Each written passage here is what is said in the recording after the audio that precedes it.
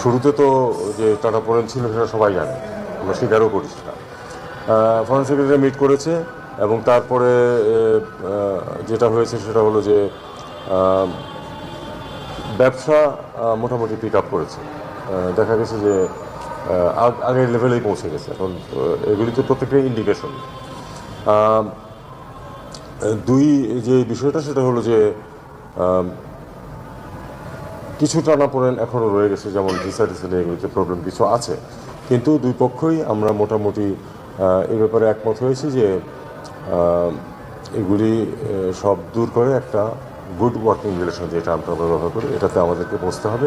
এবং সেই জন্য ভারতীয় পররাষ্ট্রমন্ত্রীও এ ব্যাপারে মানে এগোবেন, আমরাও এগোবেন। আমি তাকে ইনভাইট করেছি যে আমাদের তো ফরেন সেক্রেটারি লেভেলে মিটিং হয়েছে, ফরেন মিনিস্টার্স লেভেলেও কিন্তু আমাদের একটা মেকানিজম আছে। আমি তাকে বলেছি যে আমাদের পররাষ্ট্রমন্ত্রী গতবার আপনাদের দেশে গিয়েছিলেন, এখন আপনার আসার কথা ঢাকায়, আপনি যদি কোনো সময় কনভিনিয়েন্ট টাইমে আপনি আসেন, আপনি সময় জানালে আমরা সেই অনুযায়ী অ্যারেঞ্জমেন্ট করবো। এইটুকুই কথাবার্তা। He was positive to all the indications that I gave.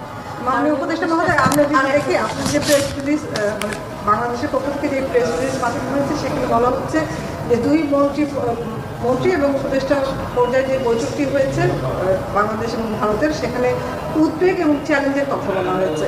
সেই উদ্বেগগুলো কী কী এবং শেখ হাসিনাকে ফেরত আনার ব্যাপারে আপনারা আলোচনা করেছেন কিনা? আরেকটা আছে একই সাথে যে যুক্তরাষ্ট্র আরেকটি অর্থায়ন বন্ধ করেছে এবং আবারও ট্রাম্প বলেছে যে এই তাদের দেশের ট্যাক্স পে কেন আরেক দেশে। ওকে, এটা দুই ভাগ। একটা হলো যে ইন্ডিয়াতে যেটা আপনি বলছেন সেটা হলো যে আমরা স্পেসিফাই করে নিই যে এই উদ্বেগ আছে, আমরা স্বীকার করেছি কিছু উদ্বেগ রয়ে গেছে, সেগুলি আমাদেরকে দূর করতে হবে এবং দুই পক্ষই একমত যে এগুলি দূর করতে হবে এবং সম্পর্কটা যাতে উন্নত হয় সেটা দেখতে হবে। মার্কিন যুক্তরাষ্ট্রের যে বিষয়টা, এটা তো বাংলাদেশ স্পেসিফিক না, কাজে এটাতে আসলে এই মুহূর্তে আমাদের কিছুই করার নেই। আমি মনে করি আমাদেরকে অবজার্ভ করতে হবে এবং আমাদেরকে মোডাস ভিভেন্ডি খুঁজে বের করতে হবে যে আমরা এর মাধ্যমে কী করে সার্ভাইভ করতে পারি। আমরা একটা চিঠি দিয়েছিলাম, সেটা কোনো রিপ্লাই এখন আমরা পাই।